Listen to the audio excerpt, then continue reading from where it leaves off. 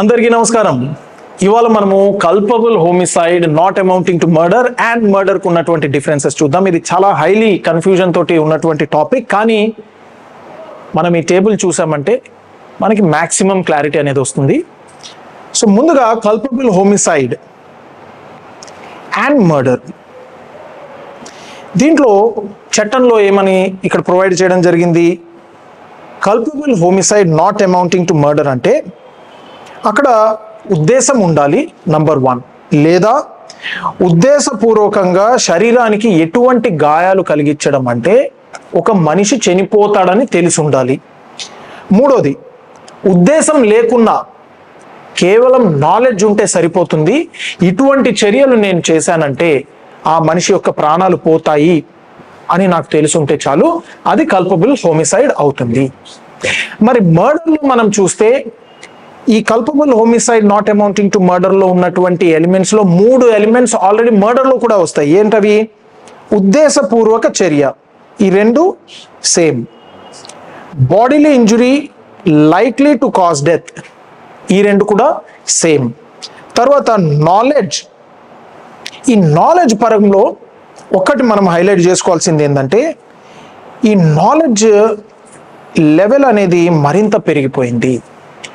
ఒక వ్యక్తికి నాలెడ్జ్ ఉండాలి, అతను చేసే చర్యల వల్ల ఆ వ్యక్తి యొక్క ప్రాణాలు పోవడానికి హై ప్రాబబిలిటీ ఉండాలి.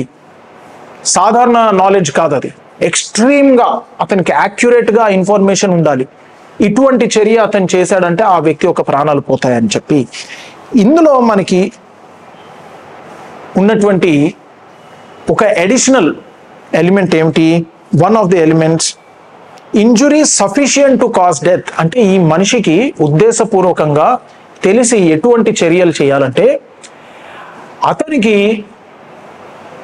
ఇటువంటి నేను ఇంజురీస్ కలిగించానంటే ఆ బాధితుడు ఖచ్చితంగా చనిపోతాడు, అతను బ్రతికేటువంటి అవకాశమే లేదు అన్నంత నాలెడ్జ్ ఇతనికి ఉండాలి, అంత ఉద్దేశపూర్వకంగా ఇతను ఆ చర్యలు చేపట్టి ఉండాలి.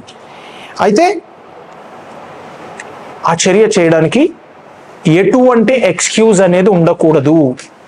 ఒకవేళ ఎక్స్క్యూజ్ ఉందనుకోండి అది మళ్ళీ దీని కింద వచ్చేస్తుంది, మర్డర్ అనేది culpable homicide not amounting to murder అయిపోతుంది. కానీ ఎటువంటి ఎక్స్క్యూజ్ లేదు, అయినా కూడా ఆ విధమైన చర్యలు చేపట్టాడు, అప్పుడు అది ఖచ్చితంగా మర్డరే అవుతుంది. నెక్స్ట్ మనకి చూస్తే ఇందులో మెన్స్ రియా అంటే ఆ మెంటల్ ఎలిమెంట్, తర్వాత మోటివ్ ఉద్దేశం అనేది ఖచ్చితంగా ఉంటాయి. కానీ కండక్ట్ అనేది ఏదైతే ఉంటుందో ఎక్స్ట్రీమ్లీ డేంజరస్ ఉండకపోయిండొచ్చు. అదే మనం మర్డర్లో చూస్తే ఇక్కడ మెన్స్రియా కూడా ఉంటుంది, మోటివ్ ఉంటుంది, కానీ కండక్ట్ అనేది ఎక్స్ట్రీమ్లీ డేంజరస్ ఉంటుంది. నెక్స్ట్ డిఫరెన్సెస్లో మనం చూస్తే కల్పబుల్ హోమిసైడ్కి ఎటువంటి ఎక్సెప్షన్స్ లేవు. మనం డెఫినేషన్స్ చూసినప్పుడు కల్పబుల్ హోమిసైడ్లో ఎక్కడా కూడా ఎటువంటి ఎక్సెప్షన్ అనేది లేదు, కానీ మర్డర్ అనే డెఫినేషన్లోనే ఎక్సెప్షన్స్ ఉన్నాయి. ఏమని ఇచ్చారు అక్కడ? ఇన్ఫ్యాక్ట్ ఆ డెఫినేషన్ మొదలవడమే ఎలా మొదలవుతుంది? ఇక్కడ ఇచ్చినటువంటి మినహాయింపులు తప్ప కల్పబుల్ హోమిసైడ్ అనేది మర్డర్ అవుతుందని చెప్పి. సో కాబట్టి ఇక్కడ 5 రకాల మినహాయింపులు ఇవ్వడం జరిగింది. నెక్స్ట్ మనకి culpable homicide not amounting to మర్డర్లో 2 రకాల డిగ్రీస్ ఉంటాయి. దీన్ని మనము టెక్నికల్గా culpable homicide of the 2nd degree or culpable homicide of the 3rd degree అని కూడా చెప్పడం జరుగుతుంది. ఈ culpable homicide of the 2nd degree అనేది మర్డర్ కంట ఒక లెవెల్ తక్కువ. కాబట్టి దీనికి ఇక్కడ ఉన్నటువంటి పనిష్మెంట్ ఎంత?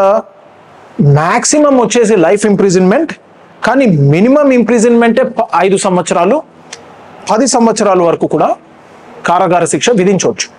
లైఫ్ ఇంప్రిజన్మెంట్ పడవచ్చు, లేదా మోస్ట్ మినిమం పడేది 5 సంవత్సరాలు, అది 10 సంవత్సరాల వరకు కూడా పడవచ్చు. అదే culpable homicide of the 3rd degree మనం తీసుకుంటే, ఇదివరకు 304 ఇండియన్ పీనల్ కోడ్లో మనం చూసినప్పుడు పార్ట్ 1 పార్ట్ 2, ఇది 304 పార్ట్ 2 అనమాట 3rd డిగ్రీ కింద. ఇక్కడ మనం చూస్తే దీనికి 10 సంవత్సరాల వరకు కారాగార శిక్ష పడే అవకాశం ఉంది. అంటే ఇక్కడ మినిమం ఇంప్రిజన్మెంట్ అనేది ఇవ్వలేదు. ఇక్కడ ఇచ్చిందే మాక్సిమం 10 సంవత్సరాల వరకు, జీవిత ఖైదు అనేది ఇందులో లేదు. అదే మనము మర్డర్లో కనుక తీసుకుంటే అండర్ సెక్షన్ 101, ఇప్పుడు దీంట్లో మరణ శిక్ష ఉంటుంది. ఇక్కడ అండర్ సెక్షన్ 103 మరణ శిక్ష కానీ యావజ్జీవ కారాగార శిక్ష, ఈ 2 శిక్షలు మాత్రమే దీనికి ఉన్నది. Either death punishment are life imprisonment, దానికి తక్కువ మనకి మర్డర్కి ఉండదు. అదే కొత్తగా మనకి ఇప్పుడు భారతీయ న్యాయ సంహితలో మరొక పనిష్మెంట్ కూడా ఇక్కడ తీసుకురావడం జరిగింది. కులం కానీ, మతం కానీ, ప్రాంతం కానీ ఈ విధమైన భావాలతోటి ఐదుగురు కానీ 5 కంట ఎక్కువ మంది కలిసి ఇంకొక మనిషి ప్రాణం తీస్తే అప్పుడు వారికి కూడా మరణ శిక్ష లేదా యావజ్జీవ కారాగార శిక్ష, వారికి కూడా మరణ శిక్ష. మాబ్ లించింగ్ అంటాం మనం. ఈ మాబ్ లించింగ్ కనుక చేస్తే మరణ శిక్ష, యావజ్జీవ కారాగార శిక్ష విధించే అవకాశం ఉంది.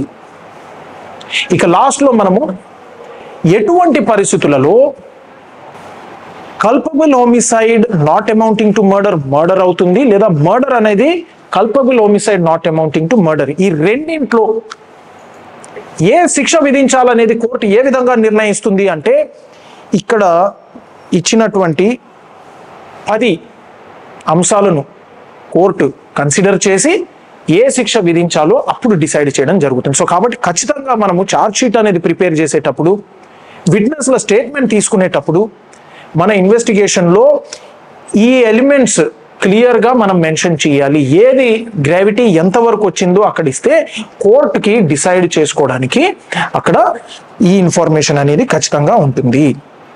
నంబర్ 1, నేచర్ ఆఫ్ వెపన్, ఎటువంటి ఆయుధంతో ఆ మనిషి యొక్క మరణాన్ని కలిగించడం జరిగింది.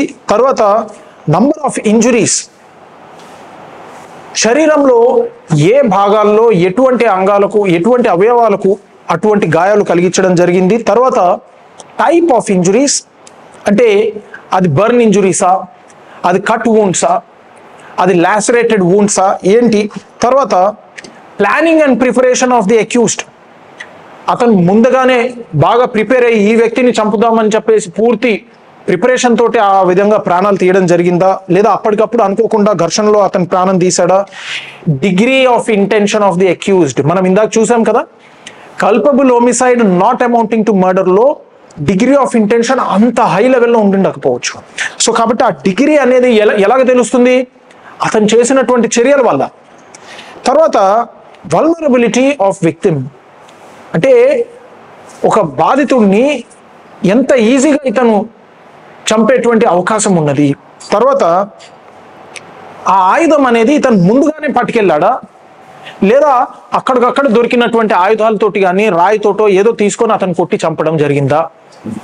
ఒకవేళ అతను ముందుగానే ఆయుధం పట్టుకెళ్ళాడంటే సాధారణంగా అతను అటువంటి ఆయుధాలతోటి పనిచేసేటువంటి వ్యక్తి, సపోజ్ ఏదో గొడ్డలు ఉంది అంటే ఇతను చెట్లు నరికే వ్యక్తి ఏంటా అనేది కూడా కోర్టులో కన్సిడర్ చేయడం జరుగుతుంది. తర్వాత ఎంత ఫోర్స్ అనేది అప్లై చేయడం జరిగింది, ఒకవేళ ఏదైనా అన్డ్యూ అడ్వాంటేజ్ అనేది అతను తీసుకోవడం జరిగిందా అనేది కూడా కోర్టులో ఇది అన్ని కూడా కన్సిడర్ చేయడం జరుగుతుంది. ఈ అన్డ్యూ అడ్వాంటేజ్, అన్యూజువల్ మేనర్, ఇవి ఎక్కువగా కుటుంబాల్లో జరిగేటువంటి హింసల్లో చాలా కేసుల్లో పిల్లలు బలైపోతూ ఉంటారు. తండ్రి కోపానికో తల్లి కోపానికో పిల్లల పైన వాళ్ళు వల్నరబిలిటీ ఉంది పిల్లలకి, అక్కడ అన్డ్యూ అడ్వాంటేజ్ అనేది ఉంది. వీళ్ళ అడల్ట్స్, పిల్లలు ఏ విధంగా కూడా సెల్ఫ్ డిఫెన్స్ చేసుకునేటువంటి అవకాశం ఉండదు. సో ఇవన్నీ కూడా కోర్టు కన్సిడర్ చేసి ఈ పరిస్థితుల్లో అది మర్డర్ అవుతుందా, culpable homicide of the 2nd or 3rd degree అవుతుందా అనేది నిర్ణయించడం జరుగుతుంది. సో అదండి ఇవాల్టి వీడియో. ఐ హోప్ దట్ ఈ 3 వీడియోస్లో మీకు culpable homicide not amounting to మర్డర్కి ఉన్నటువంటి డిఫరెన్సెస్ చాలా క్లియర్గా అర్థమయ్యాయని ఆశిస్తూ నమస్కారం.